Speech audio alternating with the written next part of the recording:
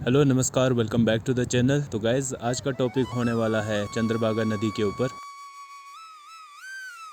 लाहौल की चंद्रभागा नदी की कहानी चंद्रमा की बेटी चंद्रा और सूर्य के बेटे भागा के प्रेम और मिलन की पौराणिक कथा है, जो तांदी नामक स्थान पर इन दोनों नदियों के मिलने से बनती है। आगे चलकर चिनाब नदी कहलाती है, जो प्रेम, पवित्रता और शाश्वत मिलन का प्रतीक है और कई अन्य आस्थाओं से जुड़ी हुई है। भारत में नदियों को देवी का दर्जा दिया गया है। पौराणिक मान्यताओं में देवी जैसी ही जीवनदायिनी नदी चंद्रभागा को माना गया है, जिसका नाम जम्मू कश्मीर में चिनाब हो जाता है और ये नदी आगे चलकर पाकिस्तान चली जाती है। मान्यता है कि इस नदी में नहाने से कोढ़ से ग्रसित व्यक्ति स्वस्थ हो जाता है। तो आइए आप लोगों को थोड़ी सी विस्तार में जानकारी दे देता हूँ। नंबर 1, हिमाचल प्रदेश में दो नदियों से मिलकर बनती है चंद्रभागा। हिमाचल प्रदेश के लाहौल इलाके में दो अलग अलग नदियों के मेल से चंद्रभागा नदी बनती है।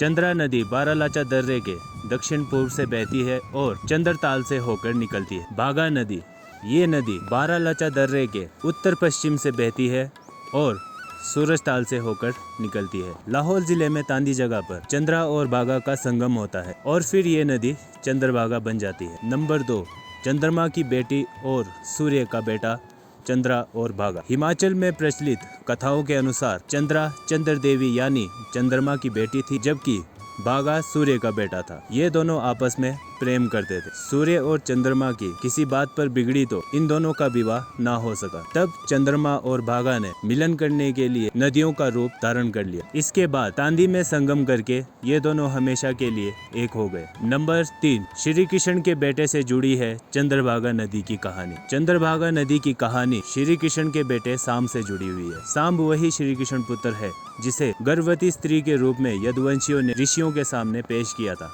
फिर गुस्से में आकर उसके पेट से यादव वंश का नाश करने वाला मूसल पैदा होने का श्राप दिया। उसी मूसल के टुकड़े से बने तीर के पैर में लगने से भगवान श्री कृष्ण भी भूलोक से वैकुंठ लोक के लिए रवाना हुए थे। नंबर 4, बेहद सुंदर था सांब, श्री कृष्ण के श्राप से हो गया था कोढ़। पौराणिक मान्यता है कि श्री कृष्ण और उनकी रानियों में से एक जामवंती का बेटा सांब कामदेव का अवतार था। भगवान श्री कृष्ण की रानियां भी उस पर मोहित थी। एक दिन श्री कृष्ण की एक रानी ने काम वासना में बहकर सांब की पत्नी का नकली रूप धारण करके उसे आलिंगन में भर लिया। ये करते हुए श्री कृष्ण ने देख लिया और उन्होंने सांब को कोढ़ी यानी कोढ़ होने का श्राप दिया था। नंबर 5, सांब के श्राप से जुड़ी है कोढ़ ठीक होने की मान्यता। महर्षि कटक ने सांब को कोढ़ से मुक्ति का उपाय बताया। उनके कहने पर सांब ने चंद्रभागा नदी के किनारे मित्र वन में सूर्य देव का मंदिर बनवाया और 12 साल तपस्या की। सूर्य देव ने प्रसन्न होकर सांब को चंद्रभागा नदी में नहाने के लिए कहा।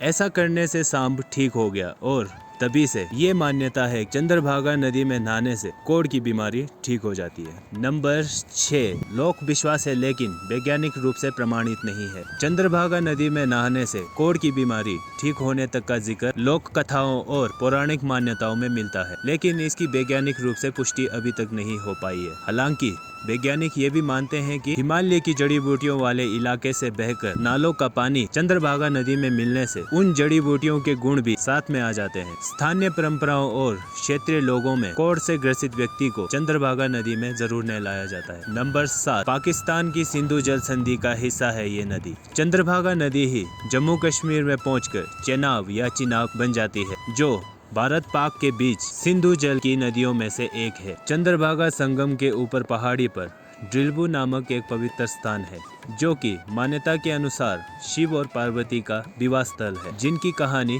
चंद्रभागा से जुड़ी हुई है। चंद्रभागा नदी एक जलधारा ही नहीं बल्कि लाहौल की संस्कृति और आस्था से जुड़ी हुई एक प्रेम कहानी और दिव्य मिलन का प्रतीक है। चंद्रभागा नदी को माँ गंगा के समान माना जाता है। स्थानीय लोग यहाँ पर अनुष्ठान करते हैं और अस्थियों का विसर्जन करते हैं। तांदी गाँव, जहाँ चंद्रा और भागा नदियाँ मिलती है, एक पवित्र और महत्वपूर्ण स्थान है जो पर्यटकों और श्रद्धालुओं को आकर्षित करती है। तो भाइयों, ऐसा है हमारा लाहौल। वीडियो अगर आप लोगों को अच्छी लगी होगी तो लाइक और कमेंट जरूर करिएगा। मिलते हैं आप लोगों को नेक्स्ट ब्लॉग में।